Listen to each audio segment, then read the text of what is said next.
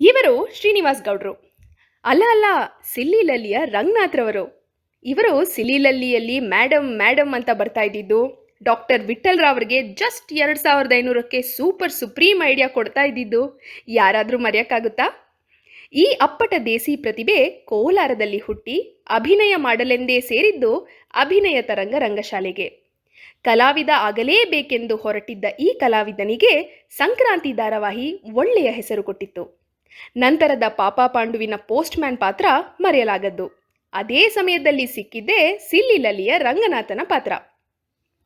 ಶ್ರೀನಿವಾಸ್ ಗೌಡ್ರು ಎಂಬ ಹೆಸರೇ ಮರೆತು ಪಾತ್ರದ ಹೆಸರಿನಿಂದಲೇ ಗುರುತಿಸಿಕೊಳ್ಳುವ ಈ ಕಲಾವಿದ ನಮ್ಮ ಚಾನೆಲ್ಗೆ ಬಂದು ತಮ್ಮ ಅನುಭವವನ್ನು ಹಂಚಿಕೊಂಡಿದ್ದು ನಮ್ಮ ಹೆಮ್ಮೆ.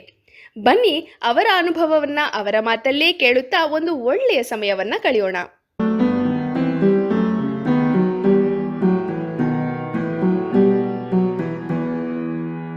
ನಮಸ್ಕಾರ ವೀಕ್ಷಕರೇ, ಇಂದಿನ ನಮ್ಮ ಕಾರ್ಯಕ್ರಮದ ಅತಿಥಿ ಶ್ರೀನಿವಾಸ್ ಗೌಡ ಸರ್ ಅವರು. ಬನ್ನಿ ಅವರನ್ನ ಸ್ವಾಗತಿಸೋಣ.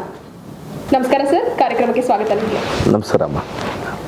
ಯೂಟ್ಯೂಬ್ನ ಹೊಸ ಮನೋರಂಜನಾ ಚಾನಲ್ ಸಿರಿಗಂಧ ಸಂಸ್ಥೆಗೆ ನನ್ನ ಧನ್ಯವಾದಗಳು. ಜೊತೆಗೆ ಟಾಕ್ ವಿತ್ ಅಕ್ಷತಾ ಅನ್ನೋ ಕಾರ್ಯಕ್ರಮದಲ್ಲಿ ನಾನು ಭಾಗವಹಿಸೋಗಿ ಮಾಡಿದ್ದಕ್ಕೆ ಮತ್ತೊಮ್ಮೆ ಧನ್ಯವಾದಗಳು. Thank you sir. ಬಂದಿದ್ದಕ್ಕೆ ನಿಮಗೆ ಥ್ಯಾಂಕ್ ಯು. ಸೊ ಸರ್, ಎಷ್ಟೋ ಜನರಿಗೆ ನಿಮ್ಮ ಹೆಸರು ಶ್ರೀನಿವಾಸ್ ಗೌಡ ಅಂತ ಗೊತ್ತಿದ್ರು ಕೂಡ ನಿಮ್ಮನ್ನ ಕಂಡು ಹಿಡಿಯೋದು ಸಿಲ್ಲಿಲಲ್ಲಿ ರಂಗನಾಥ್ ಅಂತಾನೆ. ಅಫ್ಕೋರ್ಸ್ ಪಾಪ ಪಾಂಡು ಪೋಸ್ಟ್ ಮ್ಯಾನ್ ಕ್ಯಾರೆಕ್ಟರ್ ಕೂಡ ನಾವು ಮರೆಯಂಗಿಲ್ಲ. ಸೊ ಸೀರಿಯಲ್ಗಳ ಬಗ್ಗೆ ಕ್ವೆಶನ್ಸ್ ಮುಂದೆ ಇದ್ದೇ ಇದೆ ಸರ್. ನೀವು ನಟರಾಗಿ ಅಂದರೆ ನೀವು ಕಲಾವಿದರಾಗಬೇಕು ಅನ್ನೋ ಆಸೆ ಎಲ್ಲಿಂದ ಶುರುವಾಯ್ತು ಸರ್? ಮೊದಲನೇದಾಗಿ ಅದನ್ನು ಹೇಳೋಕ್ಕೆ ಮುಂಚೆ ಶ್ರೀನಿವಾಸ್ ಗೌಡ ಅಂದರೆ ಈಗ ಸಿಲ್ಲಿಲಲ್ಲಿ ಶ್ರೀನಿವಾಸ್ ಗೌಡ ನಮ್ಮ ತಂದೆ ತಾಯಿ ಇಟ್ಟ ಹೆಸರು. ಜನ ಪ್ರೀತಿಯಿಂದ ಸಿಲ್ಲಿಲನ್ನ ಸ್ವೀಕರಿಸಿ ಅವ್ರು ಕೊಟ್ಟ ಹೆಸರು ಸಿಲ್ಲಿಲಲ್ಲಿ ರಂಗನಾಥ್ ಅಂತ. ಅದನ್ನು ನಾನು ಗಿಫ್ಟ್ ಅಂತ ಭಾವಿಸ್ತೀನಿ. ಜನಗಳಿಗೆ ಮೊದಲನೇ ಧನ್ಯವಾದ. ಯಾಕಂದರೆ ಒಬ್ಬ ಕಲಾವಿದ ಬೆಳೆಯದೇ ಇದ್ದರೆ ಕೈಸಾಲದಲ್ಲಿರ್ತಾನೆ, ಬೆಳೆದ ಮೇಲೆ ಕೈಲಾಸದಲ್ಲಿರ್ತಾನೆ. ಆ ಎರಡನ್ನೂ ಮಾಡೋ ಶಕ್ತಿ ಇರೋದು ಜನಕ್ಕೆ. ಜನ ಯಾರನ್ನ ಬೇಕಾದರೂ ಸ್ಟಾರ್ ಮಾಡ್ಬೋದು, ಯಾರನ್ನ ಬೇಕಾದರೂ ಏನು ಬೇಕಾದರೂ ಮಾಡ್ಬೋದು. ಎಲ್ಲ ಅವ್ರ ಕೈಯಲ್ಲಿದೆ. ಅವ್ರ ಆಶೀರ್ವಾದ ಕಲಾವಿದರಿಗೆ ಭಾಳ ಮುಖ್ಯ. ಇನ್ನೊಂದು ಈಗೇನೋ ಪ್ರಶ್ನೆ ಕೇಳಿದ್ರಿ, ನಾನು ಇನ್ನೆಲ್ಲ ನೀವು ಕಲಾವಿದರಾಗಿ ಆಗಬೇಕು ಅನ್ನೋ ಆಸೆ ಎಲ್ಲಿಂದ ಶುರುವಾಯ್ತು ಸರ್ ನಿಮ್ಮ ಆರಂಭದ ದಿನಗಳು? ಅದು ಬರ್ತೆ ನನಗೆ ಬಂದ್ಬಿಟ್ಟಿತ್ತಮ್ಮ. ಎಲ್ಲಿ ಶುರುವಾಯಿತು ಅನ್ನೋದಕ್ಕೆ ನನಗೆ ಯಾವಾಗ ಪ್ರಜ್ಞೆ ಬಂತು ಆಗ ನಾನು ಕಲಾವಿದ ಆಗಬೇಕು ಅನ್ನೋದೇ ಇತ್ತು ನನಗೆ. No second option. ಯಾವತ್ತೂ ಎರಡನೇ ಯೋಚನೆನೇ ಇಲ್ಲ. ಚಿಕ್ಕ ವಯಸ್ಸಿಂದನೇ ಇತ್ತು, ಬರ್ತಿತ್ತು. ಯಾಕೆ ಅಂದರೆ ನಮ್ಮ ತಂದೆ ಒಬ್ಬ ಸ್ಟೇಜ್ ಕಲಾವಿದರಾಗಿದ್ದರು. ಭಾಳ ನಾಟಕಗಳು ಮಾಡ್ತಿದ್ರು ಅವರು, ಪೌರಾಣಿಕ ನಾಟಕಗಳೆಲ್ಲ. ಅದನ್ನೆಲ್ಲ ನೋಡ್ತಾ ಬಂದೆ. ಆಮೇಲೆ ಸಿಕ್ಕಾಪಟ್ಟೆ ಸಿನಿಮಾ ಹುಚ್ಚಿತ್ತು. ಮೊದಲಿಂದ ಸಿನಿಮಾಗಳು ನೋಡಿಕೊಂಡೇ ಬೆಳೆದಿದ್ದು. ನನಗೇನಾದರೂ ಸಂಸ್ಕೃತಿ ಸಂಸ್ಕಾರ ಸ್ವಲ್ಪ ಕಾಮನ್ ಸೆನ್ಸು ಇದೆಲ್ಲ ಬಂದಿರೋದು ಸಿನಿಮಾದಿಂದನೇ ನಾನು ಬಿಲ್ಡ್ ಆಗಿರೋದು. ಸೊ ಹಂಗಾಗಿ ಅದು ಬಹುಶಃ ನನ್ನ ಪ್ರಜ್ಞೆ ಯಾವಾಗ ಬಂತು ಕರೆಕ್ಟಾಗಿ ಅದ್ರ ಜೊತೆಗೆ ಅದಿತ್ತು. ನಾನು ಕಲಾವಿದನೇ ಆಗಬೇಕು, ಬೇರೆ ಯೋಚನೆ ಮಾಡ್ದೋನೇ ಅಲ್ಲ ನಾನು. Okay sir, okay.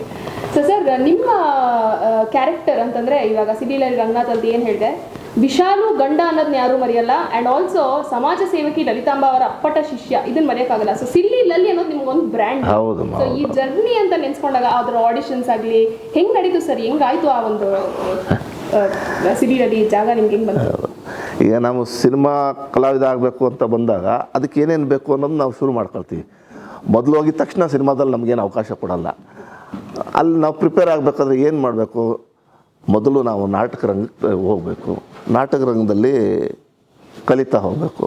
ಆಮೇಲೆ ಆ ಅಭಿನಯನ ಸೀರಿಯಲ್ ಕ್ಷೇತ್ರಕ್ಕೆ ಹೆಂಗೆ ನಾವು ಟ್ಯೂನ್ ಮಾಡ್ಕೋಬೇಕು, ಸಿನಿಮಾಗೆ ಹೆಂಗೆ ಟ್ಯೂನ್ ಮಾಡ್ಕೊಳ್ಬೇಕು ಅನ್ನೋದು ಪ್ರೋಸೆಸ್. ಅದು ಹೀಗೆ ನಾವು ಪ್ರಯತ್ನದಲ್ಲಿ ಬೆಳೀತಾ ಇದ್ವಿ, ಒಂದಷ್ಟು ಮಾಡ್ತಾಯಿದ್ವಿ. ನನಗೆ ನಾಗಾಭರಣ ಸರ್ ಅವರು ಮೊದಲು ಅವಕಾಶ ಕೊಟ್ಟರು, ಮುಸ್ಸಂಜೆ ಅಂತ ಒಂದು ಸೀರಿಯಲ್. ಅದಾದಮೇಲೆ ಸಂಕ್ರಾಂತಿ ಮಾಡಿದೆ. ಅಲ್ಲಿಂದ ನನಗೆ ನನ್ನ ಕೆರಿಯರ್ ಶುರುವಾಯಿತು. ಬಟ್ ನನಗೊಂದು ದೊಡ್ಡ ಬ್ರೇಕ್ ಅಂತ ಸೀರಿಯಲ್ ಲೆವೆಲಲ್ಲಿ, ಸ್ಮಾಲ್ ಸ್ಕ್ರೀನ್ ಲೆವೆಲಲ್ಲಿ ದೊಡ್ಡ ಬ್ರೇಕ್ ಅಂತ ಸಿಕ್ಕಿದ್ದು ನಮಗೆ ಸಿಲ್ಲಿಲಲ್ಲಿ ಮುಂಚೆ ನಾನು ಪಾಪ ಪಾಂಡೋಲಿ ಒಂದು ಪೋಸ್ಟ್ ಮ್ಯಾನ್ ಕ್ಯಾರೆಕ್ಟರ್ ಮಾಡ್ತಾಯಿದ್ದೆ. ವೆರಿ ಫಸ್ಟ್ ಎಪಿಸೋಡು ನಂದು ಚಿದಾನಂದೋದಿರ್ತು.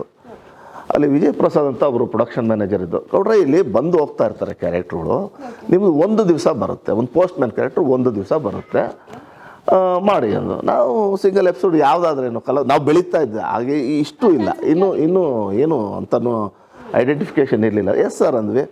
ಒಂದು ದಿವಸ ವೆರಿ ಫಸ್ಟ್ ಎಪಿಸೋಡು ಪಾಪ ಪಾಂಡಲ್ಲಿ ಪೋಸ್ಟ್ಮ್ಯಾನ್ ಕ್ಯಾರೆಕ್ಟರ್ ಮಾಡಿದೆ. ಅದು ಅವ್ರಿಗೆ ಇಷ್ಟ ಆಯಿತು. ಬಹುಶಃ ಬರವಣಿಗೆಗಾರರಿಗೆ, ನಿರ್ದೇಶಕರಿಗೆ, ನಿರ್ಮಾಪಕರಿಗೆ ಇದು ಬಿಲ್ಡ್ ಮಾಡೋಣ ಅಂತ ಅನ್ನಿಸ್ತು. ಅದು ನನಗೆ ಬಿಲ್ಡ್ ಮಾಡ್ತಾ ಹೋಗ್ಬಿಟ್ರು. ಪಾಪ ಪಾಂಡಲ್ಲಿ ಪೋಸ್ಟ್ಮ್ಯಾನ್ ಅವಾಗ ಬರ್ತಾನೆ ಮತ್ತು ಅದು ನಾನೇ ಆಗಿರ್ತೀನಿ. ಅದು ಹಂಗೆ ಬಿಲ್ಡ್ ಆಗ್ತಾ ಹೋಯ್ತು. ಅಲ್ಲಿಂದ ನಮಗೆ ನಮಗೆ ಒಂದು ರ್ಯಾಪೋರ್ಟ್ ಬಿಲ್ಡಪ್ ಆಯಿತು. ಆಮೇಲೆ ಅವರು ಇದು ಪ್ಯಾರಲಲ್ ಆಗಿ ಸಿಲ್ಲಿಲಲ್ಲಿ ಮಾಡೋಕ್ಕೆ ಶುರು ಮಾಡಿದ್ರು. ಸಿಲ್ಲಿಲಲ್ಲಿ ಮಾಡಬೇಕಾದ್ರೆ ನಮ್ಮ ಸುನೇತ್ರಾ ಪಂಡಿತ್ ಅವ್ರಿಗೆ ನಿಜ ಜೀವನದಲ್ಲಿ ಗಂಡನ ಹುಡ್ಕೋದು ಕಷ್ಟ ಆಯಿತೋ ಇಲ್ಲೋ ಗೊತ್ತಿಲ್ಲ ನನಗೆ. ಇದರಲ್ಲಿ ಆನ್ ಸ್ಕ್ರೀನ್ ಅವ್ರಿಗೆ ಗಂಡನ ಹುಡ್ಕೋದು ಭಾಳ ಕಷ್ಟದ ಕೆಲಸ ಆಗೋಯ್ತು. ಆ್ಯಕ್ಚುಲಿ ಪ್ರಾಜೆಕ್ಟ್ ಶುರು ಆಗ್ಬಿಟ್ಟಿದೆ, ಸೀರಿಯಲ್ ಶುರು ಆಗ್ಬಿಟ್ಟಿದೆ. ಸುನೇತ್ರಾ ಪಂಡಿತ್ ಅವ್ರಿಗೆ ಅಂದರೆ ವಿಶಾಲ್ಗೆ ಒಂದು ಗಂಡ ಸಿಗ್ತಿಲ್ಲ. ಅವ್ರಿಗೆ ಏನಂದರೆ ಅವ್ರದ್ದು ಬೇಸಿಕ್ ಐಡಿಯಾ ಇದ್ದಿದ್ದು, ಸುನೇತ್ರ ದಪ್ಪಕ್ಕಿದ್ದಾಳೆ, ಗಂಡ ಸಣ್ಣಕ್ಕಿರಬೇಕು, ಮಜಾ ಇರುತ್ತೆ ಅನ್ನೋದು ಅವ್ರದ್ದು. ಒಂದು 2-3 ಸೆಲೆಕ್ಟ್ ಮಾಡಿದರು, ಶೂಟಿಂಗು ಮಾಡಿದರೆ, ಯಾವ ಕಾರಣಕ್ಕೆ ಏನೋ ಗೊತ್ತಾಗಿಲ್ಲ, ಅದೊಂದಷ್ಟು ಆಗ್ತಿಲ್ಲ, ಮ್ಯಾಚ್ ಆಗ್ತಿಲ್ಲ ಅವ್ರಿಗೆ. ಹಂಗೆ ನೋಡಿದ್ರೆ ಒಂದು 3-4 ಗಂಡಂದ್ರೆ ಆಗಿ ಹೋಗ್ಬಿಟ್ಟಿದ್ರು ಅಷ್ಟೊತ್ತಿಗೆ. ನಾನು 4ನೇ ಗಂಡ 5ನೇ ಗಂಡ. ವಿ ಕುಮಾರ್ ಅವರು manager, sir Srinivas Gowda postman character ಇದ್ದಾರಲ್ಲ, ಅವ್ರಿಗೂ ಟ್ರೈ ಮಾಡೋಣ ರೀ. ಅವರು ಸೇಮ್ ಸೈಜ್ ಅಲ್ರಿ ಸರ್, ಏನು ಬಟ್ ಪೊಟೆನ್ಷಿಯಲ್ ಇದೆ ನೋಡೋಣ ಅಂತ.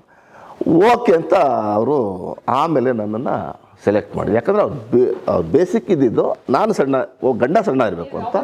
ಬಟ್ ಸಿಗಲಿಲ್ಲ ಸಣ್ಣಗಿರೋ ಗಂಡ, ಸಿಕ್ಕರೂ ಸೆಟ್ ಆಗಲಿಲ್ಲ. ಹಂಗಾಗಿ ದಪ್ಪಗಿರೋ ಗಂಡನ್ನೇ ಹುಡುಕಿದ್ರು. ಅದು ನನಗೆ ಅದೃಷ್ಟ ಕುಲಾಯಿಸ್ತು. ಸೊ ಸಿಲ್ಲಿಲಲ್ಲಿ ಅದೆಷ್ಟು ಖ್ಯಾತಿ ಪಡೀತು ಅಂದರೆ ಮನೆ ಮಂದಿ ಎಲ್ಲ ನಮ್ಮನ್ನು ಗುರುತಿಸ್ತಾರೆ. ನಮಗೆ ನಮ್ಮ ಲೈಫಲ್ಲಿ ದೊಡ್ಡ ಅಸೆಟ್ ಸಿಲ್ಲಿಲಲ್ಲಿ. ಈವನ್ ಸಿನಿಮಾ ಫೀಲ್ಡ್ನವ್ರು ಕೂಡ ಗುರುತಿಸಿದ್ದಾರೆ. ಸಿಲ್ಲಿಲಲ್ಲಿ ಭಾಳ ಎಂಜಾಯ್ ಮಾಡಿದ್ರಿ ನಾವು ಅಂತಾರೆ. ಹೌದಮ್ಮ, ಹೌದು. ನಾವು ಜನಗಳಿಗೆ ಕನೆಕ್ಟ್ ಆಗೋದಕ್ಕೆ ಸಿಲ್ಲಿಲಲ್ಲಿ ಅನ್ನೋದು ಒಂದು ಒಳ್ಳೆ ವೇದಿಕೆಯಾಗಿ ಪರಿಣಮಿಸ್ತು. 5 ವರ್ಷದ ಪ್ರಾಜೆಕ್ಟ್ ಅದು. ಸೊ 5 ವರ್ಷ ನಾವು ಫ್ಯಾಕ್ಟ್ರಿಗೆ ಹೋದಂಗೆ ಹೋಗ್ತಿದ್ವಿ. ಬೆಳಿಗ್ಗೆ 8 ಗಂಟೆಗೆ ಫಸ್ಟ್ ಶಾಟು, ರಾತ್ರಿ 10-12 ಗಂಟೆ 11 ಗಂಟೆ ಬೆಳಿಗ್ಗಾಗೋದು. ಭಾಳ ಎಲ್ಲರಲ್ಲೂ ಭಾಳ ಒಂದು ಫೈರ್ ಇಟ್ಕೊಂಡು ಎಲ್ಲ ನಾವು ಯಾರು ಅಂತ ನೋಟೆಡ್ ಅಲ್ಲ, ನಾವು ಬೆಳೀತಾ ಇದ್ದು ಅಂತ ಕಲಾವಿದರು. ಅಲ್ಲಿ ನೋಟೆಡ್ ಆರ್ಟಿಸ್ಟ್ ಅಂದರೆ ಮಂಜು ಭಾಷಿನವರು ಅವತ್ತಿಗೆ ನೋಟೆಡ್ ಆರ್ಟಿಸ್ಟು. ನಾವೆಲ್ಲ ಅರೆ ಬೆಳೀತಾ ಇದ್ದವರು. ಎಲ್ಲರಲ್ಲೂ ಒಂದು ಒಳ್ಳೆ ಪೊಟೆನ್ಷಿಯಲ್ ಇತ್ತು. ಏನಾದರೂ ನಾವು ಮಾಡಲೇಬೇಕು ಅನ್ನೋದಿತ್ತು. ಅದೇನೋ ಅದೃಷ್ಟ. ಅದಕ್ಕೆ ಒಂದು ಸತಿ ಹೇಳ್ತಾರೆ, ಅದು ರೈಟ್ ಟೈಮ್, ರೈಟ್ ಥೀಮ್, ಆಮೇಲೆ ರೈಟ್ ಟೀಮ್, ಇವು 3 ಮಿಕ್ಸ್ ಆಗಿ ಪ್ರತಿಯೊಬ್ಬರು ಚೆನ್ನಾಗಿ ಮಾಡಿದ್ರು. ನಮ್ಮ ಡೈರೆಕ್ಟರ್ ವಿಜಯ ಪ್ರಸಾದ್ ಅವರು ಎಪಿಸೋಡ್ ಡೈರೆಕ್ಟ್ರು, ಅವರು ಆಗ್ತಿದ್ರು. ಅದೆಲ್ಲ ಎಲ್ಲರೂ ಶೇರ್ ಮಾಡಿಕೊಂಡು ಭಾಳ ಚೆನ್ನಾಗಿ ಹೆಂಗಾಗ್ಬಿಡ್ತಂದರೆ ನಾವೆಲ್ಲನೂ ಅದಕ್ಕೆ ಹುಟ್ಟಿದ್ದೀವಿ ಅನ್ನೋ, ಸಿಲ್ಲಿಲಲ್ಲಿ ಮಾಡೋದಕ್ಕೆ ಮೇಡ್ ಫಾರ್ ದಟ್ ಅನ್ನೋ ಥರ ಕಾಯ್ತು. ಜನ ಭಾಳ ಚೆನ್ನಾಗಿ ರಿಸೀವ್ ಮಾಡಿದ್ರು. ಇವತ್ತು ನಮಗೆ ಕರೆಕ್ಟಾಗಿ ಹೇಳಬೇಕು ಅಂದರೆ ನಾವು ಇವತ್ತು ಕಲಾವಿದನಾಗಿ ನಾವು ಊಟ ಮಾಡ್ತಾಯಿದ್ವಿ ಅಂದರೆ ಅದಕ್ಕೆ ಕಾರಣ ಸಿಲ್ಲಿಲಲ್ಲಿ. ಆ ಸಿಲ್ಲಿಲಲ್ಲಿಯ ನಿರ್ಮಾಪಕರಾದಂಥ ಪ್ರತಿಯೊಬ್ಬರು, ಚಂದ್ರುವಿಂದ ಹಿಡಿದು ಅವರ ಸ್ನೇಹಿತರಿಂದ ಹಿಡಿದು ಇಡೀ ಆ ಟೀಮ್ಗೆ ನಾವು ಊಟ ಮಾಡೋಕ್ಕೆ ಮುಂಚೆ ನಾವು ಸಿಲ್ಲಿಲನ್ನೇ ನೆನೆಸ್ಕೊಂಡು ಊಟ ಮಾಡ್ತೀವಿ. ತುಂಬ ಒಳ್ಳೆ ವಿಚಾರ ಹೇಳಿದ್ರಿ ಸರ್. ಅಂದರೆ ಆ ಸೀರಿಯಲ್ ಕೊಟ್ಟಿದ್ದ ಸಕ್ಸಸ್ ಕೂಡ ನಿಮ್ಗೆ ಪುಷ್ ಕೊಡ್ತು ಅನ್ಸುತ್ತಲ್ಲ ಸರ್? ಖಂಡಿತ ಮಾಡಬೇಕು, ಮುಂದಕ್ಕೆ ಹೋಗಬೇಕು ಅನ್ನೋ. ಹೌದು. ಎಲ್ಲದಕ್ಕೂ ನಮಗೆ ಸ್ಟೆಪ್ಪಿಂಗ್ ಸ್ಟೋನು ಸಿಲ್ಲಿಲಲ್ಲಿ. ಸರ್ ಸಿಲ್ಲಿಲಲ್ಲಿ ಅಂದ ತಕ್ಷಣ ನಮಗೊಂದು ಫನ್ನು, ಅಲ್ಲಿ ಇವಾಗ ನೆನ್ಸ್ಕೊಂಡ್ರೆ ಯಾವ್ದಾರ ಎಪಿಸೋಡ್ಸ್ ಒಂದೊಂದು ಕ್ಯಾರೆಕ್ಟರ್ ಮರೆಯೋಕ್ಕಾಗಲ್ಲ ಆಫ್ಕೋರ್ಸ್. ಸೊ ಆ ಶೂಟಿಂಗ್ ಪ್ರಾಸೆಸ್ ಟೈಮಲ್ಲಿ ನಿಮ್ಗೆ ಯಾವ್ದಾರು ಮರೆಯೋಕ್ಕಾಗಿರೋ ಫನ್ನಿ ಇನ್ಸಿಡೆಂಟ್ ಇದ್ದರೆ ಶೇರ್ ಮಾಡಿ. ಅಯ್ಯೋ ಸಿಕ್ಕಾಪಟ್ಟೆ ಇದೆಯಮ್ಮ. ನಿಜ ಹೇಳಬೇಕು ಅಂದರೆ ನಾವು ನಿಮ್ಮನ್ನು ಎಷ್ಟು ನಗಿಸಿದೀವೋ, ಅಂದರೆ ಜನಗಳನ್ನ ಎಷ್ಟು ನಗಿಸಿದೀವೋ ಅದರ ಡಬ್ಬಲ್ಲು ನಾವು ನಕ್ಕಿದ್ದೀವಿ. ಅದೊಂಥರ ಹುಚ್ಚಿನ ಸಂತೆ ಆಗ್ಬಿಟ್ಟಿತ್ತು. ಸಿ.ಕೈ ಚಂದ್ರವ್ರು ಹೇಳೋರು, ನೋಡು ಇದು ಹುಚ್ಚಿನ ಸಂತೆ, ಯಾರಾದರೂ ಹೊಸದಾಗಿ ಬಂದರೆ ಆರ್ಟಿಸ್ಟು, ನೀವು ಸೀರಿಯಸ್ ಆಗಿರಬೇಡಿ, ನೋಡಿ ಇವರೆಲ್ಲ ಇರೋದು ಹುಚ್ಚರು, ನೀವು ಹುಚ್ಚು ಆಗ್ಬಿಟ್ಟು ಆ್ಯಕ್ಟ್ ಮಾಡ್ಬಿಟ್ಟು ಹೋಗಿ ಅನ್ನೋರು. ಅದು ನಿಜ ಕೂಡ. ಅಂದರೆ ನಾವೆಲ್ಲ ಒಬ್ರ ಕಾಲು ಒಬ್ರು ಎಳಿತಾ ಇದ್ವಿ. ತಮಾಷೆ. ಒಂದೇ ಮೈಂಡ್ ಸೆಟ್ಟು.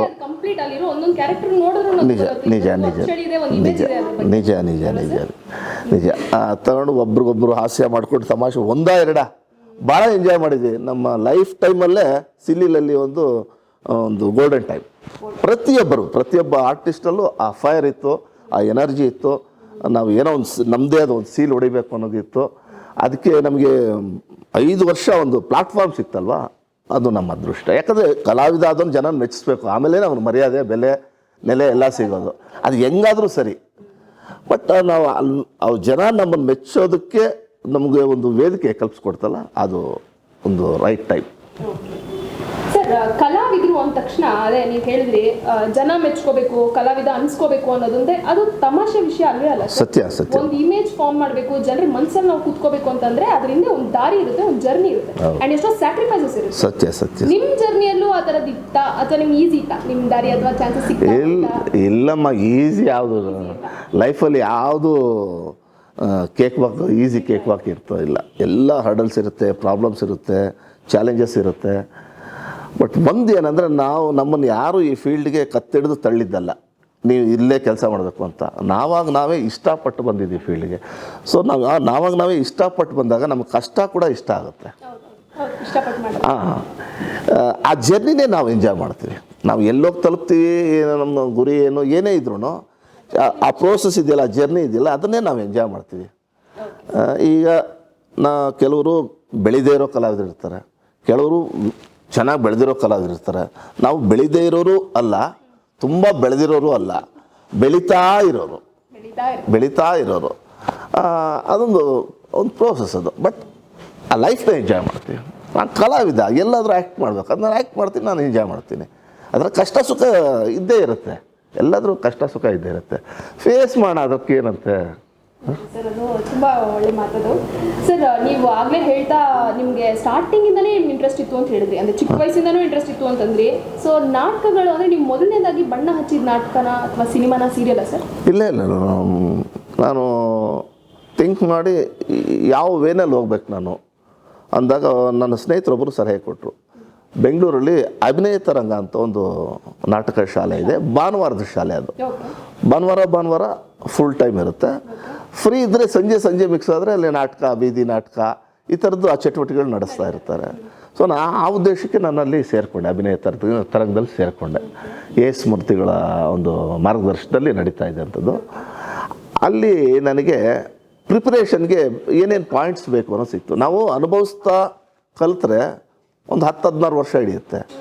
ಅಲ್ಲೊಂದು ಸಂಸ್ಥೆ ಅಲ್ಲಿ ಹೋಗಿ ಸೇರಿಕೊಂಡ್ರೆ ಅದು ಹೆಚ್ಚು ಕಡಿಮೆ ಅಷ್ಟು ವಿಷಯನೂ 1 ವರ್ಷ 6 ತಿಂಗಳಲ್ಲಿ ಕಲಿಯೋದಕ್ಕೆ ನಮ್ಗೆ ಅವಕಾಶ ಆಗುತ್ತೆ. ಲೆಕ್ಚರರ್ಸ್ ಬರ್ತಾರೆ, ಅನುಭವಸ್ಥರು ಬರ್ತಾರೆ, ಆರ್ಟಿಸ್ಟ್ ಬರ್ತಾರೆ, ಅವ್ರದ್ದು ಅನುಭವ ಹೇಳ್ತಾರೆ. ಆಮೇಲೆ ನಮ್ಮದೇ ಮೈಂಡ್ ಸೆಟ್ ಇರುವಂಥ ಸ್ನೇಹಿತರು ಸಿಗ್ತಾರೆ. ಆಗೇನಾಗುತ್ತೆ, ನಾವು ನೋಡ್ತಾ ಕೇಳ್ತಾ ಕಲಿತಾ ಹೋಗ್ತೀವಿ. ಸೊ ಹಂಗಾಗಿ ನಾನು ತುಂಬ ಚೆನ್ನಾಗಿ ಪ್ರಿಪೇರ್ ಆಗೋದಕ್ಕೆ, ನನ್ನ ಕಾನ್ಫಿಡೆನ್ಸ್ ಲೆವೆಲ್ ತುಂಬ ಹೈ ಆಗೋದಕ್ಕೆ ಅಭಿನಯ ತರಂಗ ನನಗೆ ಅಂತಾಯಿತು. ನಾನು ಅಭಿನಯ ತರಂಗಕ್ಕೆ ತುಂಬ ಧನ್ಯವಾದ. ಅದು ನನಗೆ ದೇವಾಲಯ. ಅಭಿನಯ ತರಂಗ ನನಗೆ ಒಂದು ದೇವಾಲಯ ಅಂತಂದ್ರೆ ಆ ದೇವಾಲಯದಿಂದ ಬರೋರು ಎಲ್ಲರೂ ಒಂದು ಅದ್ಭುತವಾದ ಕಲಾವಿದರೇ ಆಗಿರ್ತಾರೆ. ಹೌದಮ್ಮ, ಅದು ಪರ್ಸ್ನಲ್. ಅವರು ಈಗ ಸ್ಕೂಲಲ್ಲಿ ಎಲ್ರಿಗೂ ಪಾಠ ಮಾಡ್ತಾರೆ, ಎಲ್ಲರೂ ಫಸ್ಟ್ ರ್ಯಾಂಕು ಡಿಸ್ಟಿಂಕ್ಷನ್ ಏನು ಬರಲ್ಲ.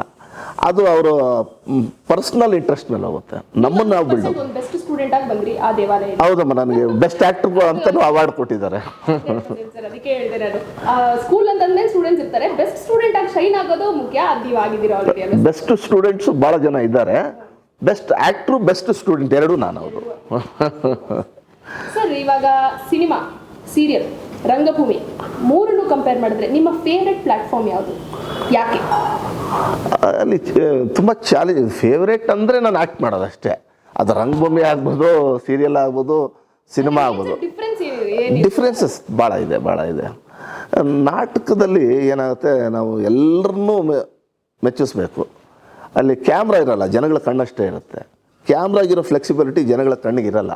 ಅವ್ರಿಗೇನು ನೋಡ್ತಾರೆ ಅದು ನೋಡ್ತಾರೆ. ಹಿಂದೆ ಇರೋನು ಕಾಣಬೇಕು, ನಾವು ಮುಂದೆ ಇರೋನಿಗೂ ಕಾಣಬೇಕು, ನಮ್ಮ ಎಕ್ಸ್ಪ್ರೆಷನ್ಸ್ ಗೊತ್ತಾಗಬೇಕು, ಡೈಲಾಗು ಕ್ಯಾಚ್ ಆಗಬೇಕು.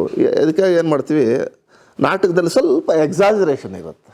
ಬಾಡಿ ಮೂಮೆಂಟ್ಸಲ್ಲಿ ಆಗ್ಬೋದು, ಎಕ್ಸ್ಪ್ರೆಷನ್ಸಲ್ಲಿ ಆಗ್ಬೋದು, ವಾಯ್ಸ್ ಥ್ರೂ ಅಲ್ಲಿ ಆಗ್ಬೋದು. ಎಕ್ಸಾಜರೇಷನ್ ಬೇಕು, ಯಾಕಂದರೆ ಕೊನೆಯಲ್ಲಿರೋನಿಗೂ ನಾವು ರೀಚ್ ಆಗಬೇಕಲ್ಲ. ಸೊ ಹಂಗಾಗಿ ಅದು ಆ್ಯಕ್ಟಿಗೆ, ಎಲ್ಲ ಆ್ಯಕ್ಟಿಗೆ. ಬಟ್ ಚೂರ್ ಮಾಡ್ಕೊಳ್ಳೋದಿದೆಯಲ್ಲ, ಈಗ ಅಲ್ಲಿ ದೊಡ್ಡ ಸೌಂಡ್, ನಾವು ಈ ರೇಡಿಯೋದಲ್ಲಿ ಜಾಸ್ತಿ ಸೌಂಡ್ ಕೊಡ್ತೀವಲ್ಲ, ಹಂಗೆ ನಾಟಕಕ್ಕೆ ಸ್ವಲ್ಪ ಎಲ್ಲ ಜಾಸ್ತಿ ಬೇಕು. ಸೀರಿಯಲ್ಗೆ ಸ್ವಲ್ಪ ಟ್ಯೂನ್ ಕಮ್ಮಿ ಮಾಡ್ಕೋತೀವಿ. ಅಲ್ಲಿ ಡೈಲಾಗ್ ಪೋರ್ಷನ್ಸ್ ಭಾಳ ಇರುತ್ತೆ, ಕ್ಲೋಸಪ್ಸ್ ಇರುತ್ತೆ. ಕ್ಲೋಸಪ್ ಬಿಡಿ ಅಂತೀರಿ ಸೀರಿಯಲ್ಸ್ನ. ಅಲ್ಲಿ ಬಾಡಿ ಲ್ಯಾಂಗ್ವೇಜ್ಗಿಂತ ಒಂದು ತಕ್ಕ ಮಟ್ಟಿಗೆ ಎಕ್ಸ್ಪ್ರೆಷನ್ಸ್ ಸಾಕು. ಆಮೇಲೆ ಡೈಲಾಗ್ ಡೆಲಿವರಿ ತುಂಬ ಇರಬೇಕು, ಪೇಜ್ ಗಟ್ಟಲೆ ಇರುತ್ತೆ. ಆನ್ ಸ್ಪಾಟ್ ಬೇರೆ, ಆಮೇಲೆ ಡೈಲಾಗ್ ಡಬ್ಬಿಂಗ್ ಇರಲ್ಲ, ಅಥವಾ ಡಬ್ಬಿಂಗ್ ಇದ್ರೂ ಸರಿ, ಲೆಂತಿ ಡೈಲಾಗ್ಸ್ ಇರುತ್ತೆ. ಅದನ್ನೆಲ್ಲ ಮಾಡಬೇಕಾಗತ್ತೆ. ಅದು ಮೆಮೊರಿ ಪವರ್ ಬೇಕಾಗತ್ತೆ. ಆಮೇಲೆ ಕ್ಲಾರಿಟಿ ಬೇಕಾಗುತ್ತೆ ಲ್ಯಾಂಗ್ವೇಜಲ್ಲಿ. ಸಿನಿಮಾದಲ್ಲಿ ನಿಮಗೆ ಕೀನ್ ಎಕ್ಸ್ಪ್ರೆಷನ್ಸ್ ಬೇಕಾಗುತ್ತೆ, ತುಂಬ ಭಾಳ ಸೂಕ್ಷ್ಮ, ಭಾಳ ಮೈನ್ಯೂಟ್ ಆಗಿರುತ್ತಂಥ ಎಕ್ಸ್ಪ್ರೆಷನ್ಸು, ಓವರ್ ಆ್ಯಕ್ಟಿಂಗ್, ಭಾಳ ನೈಜವಾಗಿ ಅಭಿನಯಿಸ್ಬೇಕು. ಎಷ್ಟು ನೈಜವಾಗಿ ಅಭಿನಯಿಸ್ಬೇಕು ಅಂದರೆ ಈಗ ನಾವು ಮನೇಲಿ ಯಾವ ಥರ ಅಷ್ಟೇ ಮಾಡಬೇಕು. ಎಕ್ಸ್ಪ್ರೆಷನ್ಸ್ ಭಾಳ ಕಣ್ಣಲ್ಲಿ ಆ್ಯಕ್ಟ್ ಮಾಡಬೇಕು, ಎಕ್ಸ್ಪ್ರೆಷನ್ಸ್ ತೋರಿಸ್ಬೇಕು, ಎಲ್ಲ ನೀವು ಹೇಳಿದಂಗೆ ಭಾಳ ಮೈನ್ಯೂಟಾಗಿ ಎಕ್ಸ್ಪ್ರೆಷನ್ಸ್ ಕೊಡೋವಂಥವ್ರು ಅಲ್ಲಿ ಗೆಲ್ತಾರೆ. ಆಮೇಲೆ ಬಾಡಿ ಲ್ಯಾಂಗ್ವೇಜ್ ಸ್ಟ್ರೆಂತ್ ಇರಬೇಕು, ಬಾಡಿ ಲ್ಯಾಂಗ್ವೇಜ್ ಹೆಂಗೆ ಬೇಕಾದ್ರೂ ಯೂಸ್ ಮಾಡೋವಂಥದ್ದು ಇರಬೇಕು. ಇಷ್ಟೇ ಇದು ಒಂದು. ಆ್ಯಕ್ಟಿಂಗ್ ಅಂತೂ ಎಲ್ಲ ಒಂದೇ, ಅದನ್ನು ನಾವು ಜಾಸ್ತಿನ ಕಡಿಮೆನ ಅನ್ನೋದು ಟ್ಯೂನ್ ಮಾಡ್ಕೊಳ್ಳೋ ಕೆಪಾಸಿಟಿ ನಮ್ಗೆ ಬರಬೇಕು. ಆ ನಾಲೆಡ್ಜ್ ಬಂದುಬಿಟ್ರೆ ನಾವು ಸಿನಿಮಾಗೆ ಏನು ಮಾಡಬೇಕು, ಹೆಂಗೆ ಮಾಡಬೇಕು, ಸೀರಿಯಲ್ಗೆ ಏನು ಮಾಡಬೇಕು, ನಾಟಕಕ್ಕೆ ಹೆಂಗೆ ಮಾಡಬೇಕು ಅಂತ ನಾವು ಅನ್ಕೋ. ಅದು ಕೆಲವು ಭಾಳ ಜನಕ್ಕೆ ಪ್ರಾಬ್ಲಮ್ ಆಗುತ್ತೆ. ಕೆಲವರು ಭಾಳ ಜನ ನಾಟಕದಲ್ಲಿ ಸಕ್ಸಸ್ ಆದವರು ಸೀರಿಯಲಲ್ಲಿ ಸಕ್ಸಸ್ ಆಗಲ್ಲ, ಅಥವಾ ಸೀರಿಯಲ್ ತುಂಬ ಸಕ್ಸಸ್ ಆದವರು ಸಿನಿಮಾದಲ್ಲಿ ಸಕ್ಸಸ್ ಆಗಲ್ಲ, ಅಥವಾ ಸಿನಿಮಾದಲ್ಲಿ ಸಕ್ಸಸ್ ಆಗಿರೋನ್ನ ಕರ್ಕೊಬೋದು ನಾಟಕ ಮಾಡಿದ್ರೆ ಏನಪ್ಪ ಏನು ಮಾತಾಡ್ತಾ ಕೇಳೋದೇ ಇಲ್ಲ, ಎಕ್ಸ್ಪ್ರೆಷನ್ನೇ ಕಾಣಲ್ಲ ಅನ್ಬೋದು. ಸೊ ಆ ಚೇಂಜ್ ಓವರ್ಸಿದೆ ಅಷ್ಟೇ. ಒಂದು ಜನರಲ್ ಪಬ್ಲಿಕ್ ಆಗಿ, ನಾರ್ಮಲ್ ಆಡಿಯನ್ಸ್ ಆಗಿ ನೋಡಿದಾಗ ವ್ಯತ್ಯಾಸ ಏನು ಅನ್ಸಲ್ಲ ಸರ್ ನಮಗೆ. ಏನು ಎಲ್ಲ ಒಂದು ಇಲ್ಲೂ ಆ್ಯಕ್ಟ್ ಮಾಡ್ತಾರೆ ಅಲ್ಲೂ ಆ್ಯಕ್ಟ್ ಮಾಡ್ತಾರೆ ಅಂತ ಅಂತಾರೆ, ಬಟ್ ಒಬ್ಬ ಕಲಾವಿದನಿಗೆ ಮಾತ್ರ ಅದು ರಿಯಲಿಸ್ಟಿಕ್ ಆಗಿ ಗೊತ್ತಾಗುತ್ತೆ. ಹೌದಮ್ಮ, ಹೌದು. ಎಲ್ಲ ಆ್ಯಕ್ಟಿಂಗೆ ಆದರೆ ಆ ರೇಂಜಸ್ ಇದೆಯಲ್ಲ, ಆ ಸೂಕ್ಷ್ಮಗಳನ್ನ ಈಗ ಕ್ಯಾಮ್ರಾದಲ್ಲಿ ಆಗ್ಬೋದು. ನೀವು ಲಾಂಗ್ ಶಾಟ್ ಇಟ್ಟಾಗ ನಾವು ಸ್ವಲ್ಪ ಅಲ್ಲಿ ಎಕ್ಸಾಜರೇಷನ್ ಬೇಕಾಗುತ್ತೆ. ಮಿಡ್ ಶಾಟ್ ಇದ್ದಾಗ ಓಕೆ, ನಿಮಗೆ ತುಂಬ ಕ್ಲೋಸಪ್ ಇಟ್ಬಿಟ್ಟಿರ್ತಾರೆ ಒಂದು ಸತಿ, ಭಾಳ ಇಂಪಾರ್ಟೆಂಟಾಗಿ. ಆಗ ನಾವು ತಲೆ ಅಲ್ಲಾಡಿಸೋದು ಅಲ್ಲಾಡಿಸ್ಬೋದು, ಕರೆಕ್ಟಾಗಿ ಕಣ್ಣಲ್ಲಿ ಎಕ್ಸ್ಪ್ರೆಷನ್ಸ್ ಅಲ್ಲಿ ಕೊಡಬೇಕಾಗುತ್ತೆ. ಅಷ್ಟೇ, ಅದು ಸಣ್ಣ ಸಣ್ಣ ರೇಂಜಸ್ಸು. ಈ ಕ್ಯಾಮ್ರಾ ಏನಿದೆ, ಕ್ಯಾಮ್ರಾ ಕಣ್ಣೇನಿದೆ, ನಾವು ನಿಜವಾದ ಕಣ್ಣಿಗೆ ಮೋಸ ಮಾಡೋದು, ಕ್ಯಾಮ್ರಾ ಕಣ್ಣಿಗೆ ಮೋಸ ಮಾಡೋಕ್ಕಾಗಲ್ಲ. ಅದಕ್ಕೆ ಅಲ್ಲೊಂದು ಸೇಯಿಂಗ್ ಇದೆ ಸಿನಿಮಾದಲ್ಲಿ, ಒಬ್ಬ ಒಳ್ಳೆ ನಟನಿಗೆ ಕ್ಲೋಸಪ್ ಅನ್ನೋದು ವರ, ಕೆಟ್ಟ ನಟನಿಗೆ ಕ್ಲೋಸಪ್ ಅನ್ನೋದು ಶಾಪ. ಒಳ್ಳೆ ನಟನಿಗೆ ಕ್ಲೋಸಪ್ ಇಟ್ಟರೆ ಅದು ವರ, ಅವನು ಪೊಟೆನ್ಷಿಯಲ್ ತೋರಿಸ್ಬೋದು. ಕೆಟ್ಟ ನಟನಿಗೆ ಕ್ಲೋಸಪ್ ಇಟ್ಬಿಟ್ರೆ ಅವನು ಕೆಟ್ಟ ನಟ ಅಂತ ಪ್ರಪಂಚಕ್ಕೆ ಗೊತ್ತಾಗುತ್ತೆ, ಯಾರೂ ಮುಚ್ಚಿಡೋಕ್ಕಾಗಲ್ಲ. ಸೊ ಹಂಗಾಗಿ ಸಿನಿಮಾಗೆ ಆ ಸೆಲೆಕ್ಷನ್ಸು ಸ್ವಲ್ಪ ಸ್ಲೋ, ಇದಾದ್ಮೇಲೆ ಅದು, ಅದಾದ್ಮೇಲೆ ಅದು, ಆ ಥರ ಇರುತ್ತೆ. ಸರ್, ನಮಗೆ ಬಂದಿರೋ ಮಾಹಿತಿ ಪ್ರಕಾರ ನಿಮಗೆ ರಜನಿಕಾಂತ್ ಅಂದರೆ ತುಂಬ ಇಷ್ಟ. ಸೊ ನಮ್ಮ ಕನ್ನಡ ಇಂಡಸ್ಟ್ರಿಯಲ್ಲಿ ನಿಮ್ಮ ಫೇವ್ರೇಟ್ ಆಕ್ಟರ್ ಯಾರು, ಆ್ಯಂಡ್ ರಜನಿಕಾಂತ್ ಇಷ್ಟ ಯಾಕೆ ಅಂತ ತಿಳ್ಕೊಬೋದಾ? ಏನು ಬಣ್ಣ ನೋಡ್ಬಿಟ್ಟು ಹೇಳ್ತಿದ್ದೀರಾ? ನಮಗೆ ಸಿಕ್ಕಿರೋ ಮಾಹಿತಿ ಪ್ರಕಾರ ಅಂತ ಹೇಳಿದೆ, ನಿಮ್ಮ ಬಾಯಲ್ಲಿ ಬಂದಿರೋ ಮಾಹಿತಿ. ನನಗೆ ರಜನಿಕಾಂತ್ ಇಷ್ಟ, ಅಮಿತಾಬ್ ಬಚ್ಚನು ಇಷ್ಟ, ಭಾಳ ಜನ ಇಷ್ಟವಾದ ಲಿಸ್ಟ್ ದೊಡ್ಡದಿದೆ. ಇತ್ತೀಚೆಗೆ ಕನ್ನಡದಲ್ಲಿ ನಿಮಗೆ ಒಳ್ಳೆ ನಟ ಅಂತ ಹೇಳಿದ್ರೆ ಇತ್ತೀಚೆಗೆ ಭಾಳ, ನಿಮಗೆ ಹಳೇದೆಲ್ಲ ಭಾಳ ಇದ್ದಾರೆ ಲಿಸ್ಟು. ಇತ್ತೀಚೆಗೆ ನನಗೆ ಏನು ಸರ್ ಇದು, ಅವ್ರ ಹೆಸರೇ ಬರ್ತಾ ಇಲ್ಲ, ಹೋಗಿ ಸರ್. ಸರ್, ಯಾವ ಮೂವಿಯಲ್ಲಿ ಮಾಡಿದ್ರೆ ಹೇಳಿ ಸರ್, ಹೆಲ್ಪ್ ಮಾಡ್ತೀನಿ. ದೃಶ್ಯ ಅಲ್ಲಿ ಪೊಲೀಸು, ಅಚ್ಯುತಮ್ಮ. ಅಚ್ಯುತ್ ನನಗೆ ತುಂಬ ಫೇವ್ರೇಟ್ ಆರ್ಟಿಸ್ಟು. ನೋಡಿ, ಅಷ್ಟು ಫೇವ್ರೇಟ್ ಆದರೆ ಹೆಸರು ತಿರುಗಲಿಲ್ಲ, ಸಾರಿ. ಅಚ್ಯುತು ತುಂಬ ಯಾವುದೇ ಕ್ಯಾರೆಕ್ಟರ್ ಕೊಟ್ಟರು ಅದಕ್ಕೆ ಜಸ್ಟಿಫಿಕೇಷನ್ ಕೊಡ್ತಾರೆ. Versatile artist. ಆ ಥರದವ್ರು ಭಾಳ ಜನ ಬೇಕು ಇಂಡಸ್ಟ್ರಿಗೆ. ಹೀರೋ ಗೆಲ್ಲಬೇಕು ಅಂದರೆ ಪಕ್ಕದಲ್ಲೇ ಆ ಥರದ್ದು ಒಳ್ಳೆ ಕಲಾವಿದರು ಇರಬೇಕು. ಆಗ ಹೀರೋ ಗೆಲ್ಲೋದಕ್ಕೆ ಸುಲಭ ಆಗುತ್ತೆ, ಸಬ್ಜೆಕ್ಟ್ ಗೆಲ್ಲೋಕ್ಕೆ ಸುಲಭ ಆಗುತ್ತೆ. ಸೊ ಹಂಗೆ ಅಚ್ಯುತು ನನ್ನ ಫೇವ್ರೇಟ್ ನಟ. ಸರ್, ನಿಮ್ಮ ಫೇವ್ರೇಟ್ ಮೂವಿ ಯಾವುದು ಅಂತ ಕೇಳ್ಬೋದಾ? ಅಂದರೆ ರೀಸೆಂಟ್. ಅದು ಅಷ್ಟೇ, ಲಿಸ್ಟ್ ದೊಡ್ಡದು ಕೊಡ್ಬೇಕು, ನೀವೆಲ್ಲ ಇಂಥ ಕಷ್ಟ ಕೊಡಬೇಡ. ಸರ್, ಬೋರೇ ಆಗದೆ ಎಷ್ಟು ಸಲ ಆದರೂ ನೋಡ್ತೀನಿ. ಅಂದರೆ ನಿಮ್ಮ ಕಡೆಯಿಂದ ಮೆಚ್ಚುಗೆ ವ್ಯಕ್ತ ಆಗಿರುವಂಥ ತುಂಬ ಸಿನಿಮಾಗಳಿದೆ. ನಾನು ಹೆಂಗೆ ಹೇಳಿ, ಇಂಥದ್ದು 1, 2, 3 ಹೇಳೋಕ್ಕಾಗಲ್ಲ, ತುಂಬ ಇದೆ. ಮೆಚ್ಕೊಳ್ದೇ ಇರೋದು ತುಂಬ ಇದೆ, ಮೆಚ್ಕೊಂಡಿರೋದು ತುಂಬ ಇದೆ. ಯಾವತ್ತೂ ಅಷ್ಟೇ, ಅದು ಆ ರೇಷಿಯೋನೇ ಅಷ್ಟದು. ನೀವು ಕನ್ನಡದಲ್ಲೇ ಅಲ್ಲ, ತೆಲುಗು, ತಮಿಳು, ಹಿಂದಿ ಯಾವುದೇ ತಗೊಳ್ಳಿ, ನೀನು ಒಂದು 200 ಸಿನಿಮಾ ಬಂದರೆ ಅದರಲ್ಲಿ ಅಷ್ಟೇ 15 ಸಿಗೋದು ನಿಮಗೆ. ಒಳ್ಳೆ ಗಟ್ಟಿ ಕಾಳುಗಳು 15 ಸಿಗೋದು. ಹಂಗೆ ನಾವು ಒಂದೇ ಅನ್ನೋದ್ರೆ, ನಾನು ತುಂಬ ಸಿನಿಮಾ ಪ್ರಿಯ. ಸಿನಿಮಾನ ನೋಡೋದು ತುಂಬ ಇಷ್ಟ ನನಗೆ. ಭಾಳ ಎಂಜಾಯ್ ಮಾಡ್ತೀನಿ ಸಿನಿಮಾಗಳನ್ನ, ನೋಡ್ತೀನಿ, ಖುಷಿ ಪಡ್ತೀನಿ. ನನಗೆ ಒಳ್ಳೆ ಎಂಟರ್ಟೈನ್ಮೆಂಟ್ ಅಂದರೆ ಸಿನಿಮಾನೇ. ನಮ್ಮ ಸಿನಿಮಾ. ಸರ್, ಎಷ್ಟು ಸಿನಿಮಾಗಳಲ್ಲಿ ಮಾಡಿದ್ದೀರಾ, ಸೀರಿಯಲ್ಗಳು, ನಿಮ್ಮ ಇಡೀ ಅನುಭವನ ಹೇಳಿದ್ರೆ, ಅಂದರೆ ನೀವು ಒಂದು ಸಲ ಹಿಂದೆ ತಿರುಗಿ ನೋಡಿದಾಗ ನಿಮ್ಮ ಇಡೀ ಜರ್ನಿನ ಮೆಲ್ಕು ಹಾಕಿದ್ರೆ, ಸಕ್ಸಸ್ ಫೇಲ್ಯೂರ್ ಎರಡನ್ನೂ ನೋಡಿದ್ದೀರಾ. ಸಕ್ಸಸ್ ಕಲಿಸಿರೋ ಪಾಠ ಏನು, ಫೇಲ್ಯೂರಿಂದ ನಿಮಗೆ ಅಂದರೆ ಮತ್ತೆ ಗೆಲ್ಲಬೇಕು ಅಥವಾ ಮತ್ತೆ ಪ್ರಯತ್ನ ಮಾಡಬೇಕು ಅಂತ ನಿಮಗೆ ಯಾವ ಒಂದು ರೀಸನ್ ಮೋಟಿವೇಶನ್ ಕೊಡುತ್ತೆ ಸರ್? ಮುಂದಕ್ಕೆ ಹೋಗಬೇಕು, ಇಲ್ಲ ಇಲ್ಲಿ ನಿಲ್ಲಿಸಬಾರ್ದು ಅನ್ನೋ ಪ್ರಯತ್ನ ನಿಮಗೆ ಬರುತ್ತೆ? ಸಕ್ಸಸ್ ಆಗಲಿ ಫೇಲ್ಯೂರ್ ಆಗಲಿ, ಸಕ್ಸಸ್ ಸಿಗೋದು ಎಲ್ರಿಗೂ ಕಡಿಮೆನೇ, ಫೇಲ್ಯೂರೇ ಜಾಸ್ತಿ. ಅಂದರೆ ಫೇಲ್ಯೂರಲ್ಲೂ ಪಾಠ ಕಲಿತೀನಿ, ಸಕ್ಸಸ್ಸಲ್ಲೂ ಪಾಠ ಕಲಿತೀನಿ, ಎರಡರಲ್ಲೂ ಪಾಠ ಕಲಿತೀನಿ. ಪಾಠ ಅಂತೂ ಎರಡರಿಂದ ಇರುತ್ತೆ. ಆ ಸಕ್ಸಸ್ಸು ಫೇಲ್ಯೂರ್ ಲೆಕ್ಕಕ್ಕೆ ಬರೋಲ್ಲ ನಮಗೆ. ನಾವು ಸಕ್ಸಸ್ನ ಎಕ್ಸ್ಪೆಕ್ಟ್ ಮಾಡ್ತೀವಿ, ತುಂಬ ಇಷ್ಟಪಡ್ತೀವಿ, ಯಾರೇ ಇಷ್ಟಪಡಲ್ಲ ಹೇಳಿ, ಬಟ್ ಅದು ಕಾಯ್ತೀವಿ, ಬೇರೆ ವಿಧಿ ಇಲ್ಲ. ಆದರೆ ಎಲ್ಲಿ ಸಕ್ಸಸ್ ಸಿಗುತ್ತೋ ಯಾರಿಗೂ ಗೊತ್ತಾಗಲ್ಲ. ಹಂಗಾಗಿ ನಾವು ಎಲ್ಲ ಪಾತ್ರನೂ ನಮ್ಗೆ ಎಷ್ಟು ಸಾಧ್ಯನೋ ಅಷ್ಟು ಪ್ರಾಮಾಣಿಕವಾಗಿ ಚೆನ್ನಾಗಿ ಮಾಡೋಕ್ಕೆ ಪ್ರಯತ್ನ ಪಡ್ತೀವಿ.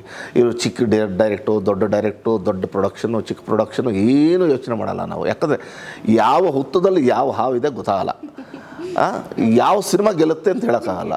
ಹಂಗಾಗಿ ನಾವು ಎಲ್ಲದಕ್ಕೂ ತುಂಬ ಪ್ರಾಮಾಣಿಕವಾಗಿ ಮನಸ್ಫೂರ್ತಿಯಾಗಿ ಆ್ಯಕ್ಟ್ ಮಾಡಿರ್ತೀವಿ. ನಮ್ಮ ಶಕ್ತಿ ಎಷ್ಟಿದೆಯೋ ಅಷ್ಟನ್ನು ಹಾಕಿ. ಎಲ್ಲಿ ಯಾವಾಗ ಏನಾಗುತ್ತೆ ಗೊತ್ತಿಲ್ಲಮ್ಮ, ಹೋಗ್ತಾ ಇದ್ದೀವಿ, ಬಟ್ ಎಂಜಾಯ್ ಮಾಡ್ತೀವಿ, ನಮ್ಮ ಜರ್ನಿನ ಎಂಜಾಯ್ ಮಾಡ್ತಾಯಿದ್ದೀವಿ. ಇದು ಬ್ಲೈಂಡ್ ವಾಕ್, ಇದು ಸಿನಿಮಾದಲ್ಲಿ ಇದೆಯಲ್ಲ, ಇದು ಬ್ಲೈಂಡ್ ವಾಕು. ಯಾರೂ ಇದು ಎಕ್ಸ್ಪೆಕ್ಟ್ ಮಾಡ್ಕೊಂಡು ಮಾಡೋಕ್ಕೆ ಆಗಲ್ಲ. ಯಾರೋ ಅನ್ನೋನ್ ಫ್ಯಾಮ್ಲಿಯಿಂದ ಬಂದವರು ಸ್ಟಾರ್ ಆಗ್ತಾರೆ, ವೆಲ್ ನೋನ್ ಫ್ಯಾಮ್ಲಿಯಿಂದ ಬಂದವರು ಸ್ಟಾರ್ ಆಗೋಕ್ಕಾಗೋದೇ ಇಲ್ಲ. ಅವರಲ್ಲೆಲ್ಲ ಇರುತ್ತೆ. ಆಮೇಲೆ ಎರಡೂ ಚಾನ್ಸಸ್ ಇದೆ. ವೆಲ್ ನೋನ್ ಫ್ಯಾಮಿಲಿಯಲ್ಲಿ ಬಂದವರು ಸ್ಟಾರ್ ಆಗಿರೋದಿದೆ. ಇದನ್ನು ಯಾರೂ ಅಸ್ಯೂಮ್ ಮಾಡೋಕ್ಕಾಗೋದೇ ಇಲ್ಲ, ದೇವರೊಬ್ಬನಿಗೆ ಗೊತ್ತಷ್ಟೇ. ಬಟ್ ಪ್ರಾಮಾಣಿಕವಾಗಿ ಪ್ರಯತ್ನ ನಮ್ಮಲ್ಲಿ ನೋಡಮ್ಮ, ಒಂದು ಹೇಳ, ನೀರಿಗಿಂತ ಎಣ್ಣೆ ಮೇಲೆ ಬರಲೇಬೇಕು, ಇದು ಸೈನ್ಸು ಅಲ್ವಾ?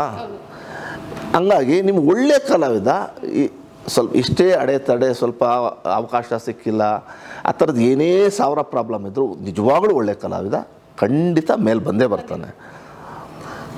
ಇದು ಸೈನ್ಸ್ ಹೇಳುತ್ತೆ, ನೀರಿಗಿಂತ ಎಣ್ಣೆ ಮೇಲೆ ಗೊತ್ತಲ್ಲ ನಿಮ್ಗೆ, ಹಳ್ಳೆಣ್ಣೆ ಹೆಂಗೆ ಬೇಯಿಸಿ ತೆಗಿತಾರೆ ಅಂತ. ಹಂಗಾಗಿ ಯಾವುದೇ ಒಬ್ಬ ಅವನಿಗೆ ಕಾನ್ಫಿಡೆನ್ಸ್ ಇದ್ದರೆ, ಇಲ್ಲ ನಾನು ಒಂದು ಸತಿ ಗೆಲ್ತೀನಿ, ಒಂದು ಸತಿ ಹೊಡಿತೀನಿ, ನನಗೆ ಆ ಶಕ್ತಿ ಇದೆ, ಆ ತಾಕತ್ತು ನನಗಿದೆ ಅನ್ನೋದು ಅವ್ನಿಗಿರುತ್ತೆ. ಅವ್ನು ನಿರಂತರವಾಗಿ ಪ್ರಯತ್ನ ಪಡ್ತಾನೆ. ನಿಜವಾಗಲೂ ಅವ್ನು ತಾಕತ್ತಿದ್ರೆ ಅವ್ನು ಗೆಲ್ತಾನೆ. ತಾಕತ್ತಿಲ್ಲ ಅಂದರೆ ಸೋತೋಗ್ತಾನೆ.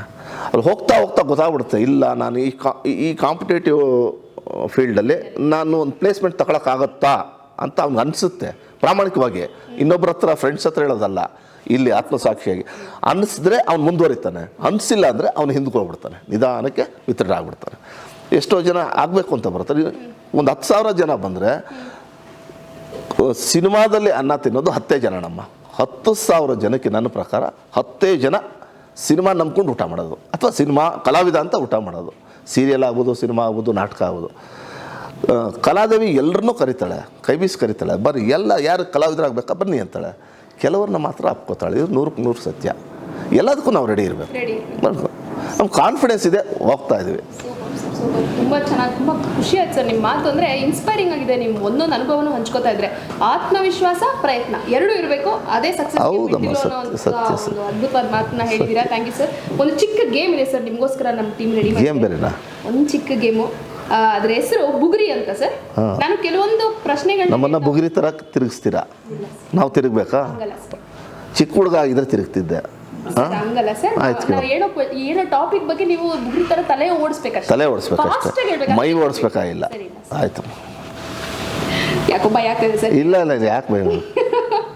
ಸೊ ಒಂದಷ್ಟು ಟಾಪಿಕ್ಸ್ ಕೇಳ್ತೀನಿ ಸರ್, ನಿಮ್ಗೆ ಅನ್ಸಿದ ತಕ್ಷಣ ಹೇಳ್ಬೇಕು. ಈ ರ್ಯಾಪಿಡ್ ಫೈರ್ ಅಂತೆಲ್ಲ ಕೇಳಿದ್ರೆ ಸರ್, ಅದಕ್ಕೆ ಹೆಸರು ಬುಗುರಿ ಅಂತ ಇಟ್ಟಿದ್ದೀವಿ ಅಷ್ಟೇ. ಹೌದಾ? ಕೇಳಮ್ಮ. ಸೊ ಫಸ್ಟ್ ಒನ್, ಇದರಲ್ಲಿ ನಿಮ್ಗೆ ಯಾವ್ದು ಫೇವ್ರೇಟು ಅಂತ? ಬಬ್ರು ವಾಹನ, ಭಕ್ತ ಪ್ರಹ್ಲಾದ, ಎರಡರಲ್ಲಿ ಹೋಯ್ತು. ನೀನು ಹಿಂಗೆ ಸಿಗಾಕ್ಸ್ಬೇಡ ನನ್ನ. ಎರಡೂ ನನಗೆ ಇಷ್ಟನೇ, ಎರಡು ಸಕ್ಸಸ್ ಸಿನಿಮಾನೇ. ಎರಡು ಸಕ್ಸಸ್, ಎರಡು ಅಣ್ಣ ಅವ್ರ ಫಿಲಮು, ಎರಡೂ ಇಷ್ಟ. ನಿಮ್ಮ ಫೇವ್ರೇಟ್ ಯಾವುದು? ಅಲ್ಲಮ್ಮ, ಎರಡೂ ಹೆಂಗಮ್ಮ ನಾನು ಹೇಳಿ,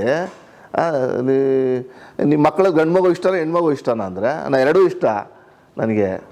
ಬಬ್ರುವಾನ ನಾನು ಬಿಡೋಕ್ಕಾಗತ್ತಾ? ಭಕ್ತ ಪ್ರಹ್ಲಾದಲ್ಲಿ ಅವ್ರ ಅಣ್ಣ ಅವ್ರ ಪರ್ಫಾರ್ಮೆನ್ಸ್ನ ಬಿಡೋಕ್ಕಾಗತ್ತಾ? ಎರಡೂ ಸೂಪರು, ಎರಡೂ ನನಗಿಷ್ಟ. ಸರ್ ಮತ್ತೆ ಕೇಳಕ್ಕೆ ಹೋಗೋಣ, ನಾನು ಇನ್ನು ಕ್ವಶನ್ ಇಲ್ಲ. ನೀನು ಯಾವ್ದಾನ ಬಬ್ರುವಾನ ಒಂದು ಫೇಲ್ಯೂರ್ ಸಿನಿಮಾ ಹೇಳಿದ್ರೆ ನಾನು ಅಚ್ಚುಕಟ್ಟಾಗಿ ಹೇಳ್ತಿದ್ದೆ. ನೀನು ಎರಡು ಹೆಚ್ಚು ಕಮ್ಮಿ ಈಕ್ವಲ್. ಏನೇ ಅದು ಸಕ್ಸಸ್ ಅಷ್ಟೇ, ಏನೇ ಝೋನರ್ ಆದರೂ, ಯಾವುದೇ ತಿಂಡಿ ಆದರೂ ಇಷ್ಟ ಆದರೆ ತಿಂತೀವಿ ತಾನೆ. ಸರ್ ನೆಕ್ಸ್ಟ್ ಕ್ವಶನು, ನಿಮಗೆ ಪ್ಯಾಸೆಂಜರ್ ಆಗಿ ಆರಾಮಾಗಿ ಹೋಗಕ್ಕೆ ಇಷ್ಟನಾ ಅಥವಾ ಡ್ರೈವರ್ ಆಗೋಕ್ಕೆ ಇಷ್ಟ? ನಂಗೆ ಪ್ಯಾಸೆಂಜರ್ ಆಗಿ ಹೋಗೋಕ್ಕೆ ಇಷ್ಟಮ್ಮ. ಡ್ರೈವರ್ ಭಾಳ ರಿಸ್ಕಿ ಜಾಬು. ಅಯ್ಯೋಯಪ್ಪ, ಹಾರ್ಟ್ ಬೀಟ್ ಹೊಡ್ಕೋತಾ ಇರ್ತದೆ, ಬ್ಲಡ್ ಸರ್ಕ್ಯುಲೇಷನ್ ಜಾಸ್ತಿ ಆಗಿಬಿಡ್ತದೆ. ಏನಾದರೂ ಪ್ರೊಫೆಷನ್ ಆದವ್ರಿಗೆ ಅಷ್ಟೇ ಅದು. ನಾವು ಏನೋ ಗಾಡಿ ಓಡಿಸ್ತೀವಿ ಅಂದ್ರೆ ದಿನ ಓಡಿಸೋನಿಗೆ ಇದಿರ.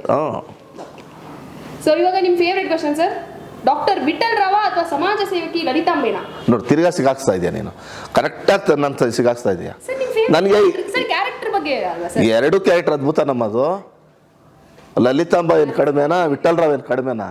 ಆ ಕ್ಯಾರೆಕ್ಟರ್ ನಿಮ್ಗೆ ಯಾವ್ದು ಜಾಸ್ತಿ ಇಷ್ಟ? ನನಗಿಬ್ರು ಇಷ್ಟ. ಇಬ್ಬರು ದುಡ್ಡು ಕೊಡ್ತಿದ್ರು ತಾನೇ ನನಗೆ. ಲಲಿತಾಂಬ ಕೇಳಿದ್ರು ದುಡ್ಡು ಕೊಡ್ತಿದ್ರು, ವಿಠಲ್ ರಾವ್ ಕೇಳಿದ್ರು ಬೈಕೊಂಡು ದುಡ್ಡು ಕೊಡ್ತಿದ್ದ ಅಷ್ಟೇ. ಇವರು ಜಾಸ್ತಿ ನಿಮ್ಮ ಹೆಂಡತಿ ಕಡೆಯಿಂದ ಹೋದಾಗ ಲಲಿತಾಂಬ ಅವ್ರಿಗೆ ಜಾಸ್ತಿ ಕ್ಲೋಸ್ ಅಂದ್ರೆ ಅಪ್ಪ. ಆ ಸಮಯ ಸಂದರ್ಭಕ್ಕೆ ತಕ್ಕನಾಗಿ ನಾನು ಬದುಕಬೇಕಲ್ಲ, ಬದುಕ್ತಿದ್ದೆ. ನನಗಿಬ್ಬರು ಇಷ್ಟ. ಸರಿ ಸರ್, ನಿಮ್ಮ ಉತ್ತರ ನಾನು ಹೇಳಕ್ ಹೋಗಲ್ಲ, ನಿಮ್ಗೆ ಇಬ್ರು ಇಷ್ಟ. ಅವನಮ್ಮ. ನೆಕ್ಸ್ಟ್ ಸರ್, ಟಿವಿ ಅಥವಾ ಪುಸ್ತಕ ಎರಡರಲ್ಲಿ ನಿಮ್ಮ ಆಯ್ಕೆ ಯಾವುದು? ಪುಸ್ತಕನಮ್ಮ. ಸರ್ ಅದೃಷ್ಟ ಪರಿಶ್ರಮ? ಮೊದಲು ಪರಿಶ್ರಮ, ಆಮೇಲೆ ಅದೃಷ್ಟಕ್ಕೆ. ಯಾವ್ದು ಆಯ್ಕೆ ಮಾಡ್ಕೊತೀರಿ? ಪರಿಶ್ರಮನೇ ಹೌದು. ಅದೃಷ್ಟ ಇದ್ರೂ ನೀವು ಆಯ್ಕೆ ಮಾಡ್ಕೊಳಲ್ವಾ ಸರ್? ಅದೃಷ್ಟ ನೀನು ಲಿಫ್ಟಲ್ಲಿ ಹತ್ಸುತ್ತೆ, ಆಮೇಲೆ ತಳ್ಬಿಸಾಕುತ್ತೆ. ಪರಿಶ್ರಮ ಮೆಟ್ಲಿದ್ದಂಗೆ, ನೀನು ಹೋಗ್ತೀಯ ಆಮೇಲೆ ಕೆಳಗೆ ಇಳಿಯೋದೇ ಇಲ್ಲ. ಲಿಫ್ಟ್ ಕೈ ಕೊಟ್ಟರು ಮೆಟಲ್ ಕೈ ಕೊಡಲ್ಲ. Super sir. ಸರ್ ಒಂದಷ್ಟು ಟಾಪಿಕ್ಸ್ ಹೇಳ್ತೀನಿ, ಅದ್ರ ಬಗ್ಗೆ ನಿಮ್ಮ ಒಪಿನಿಯನ್. ಹಾಸ್ಯ? ಅಯ್ಯೋ ಭಾಳ ಖುಷಿ ನನಗೆ ಹಾಸ್ಯವಾಗಿರೋ, ಭಾಳ ಖುಷಿ ಅಷ್ಟೇ ಹಾಸ್ಯ ಅದು.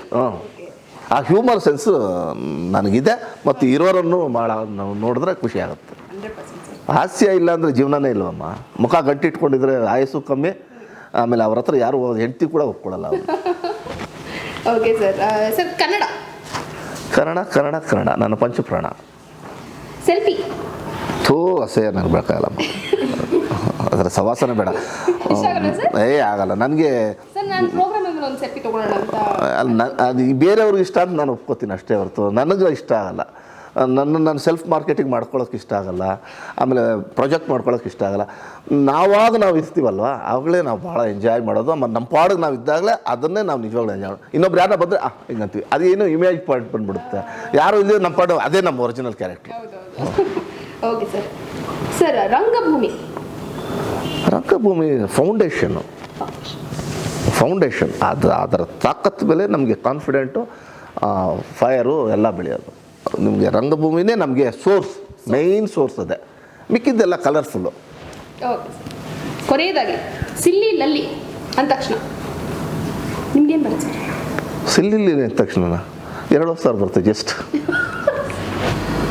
ಅಲ್ಲ ನಿಜ ಹೇಳ್ತೀನಿ, ಸಿಲ್ಲಿಲಲ್ಲಿ ಮಾಡೋಕ್ಕೆ ಮುಂಚೆ ನಾನು 2,000 ಕಡಿಮೆ ಇದ್ದೆ. ಸಿಲ್ಲಿಲಲ್ಲಿ ಮಾಡಾದ್ಮೇಲೆ 2,000 ಮೇಲಿದ್ದೀನಮ್ಮ. ಅದೇ ನನಗೆ ಸಿಲ್ಲಿಲಲ್ಲಿ ಕೊಟ್ಟ ಗಿಫ್ಟು.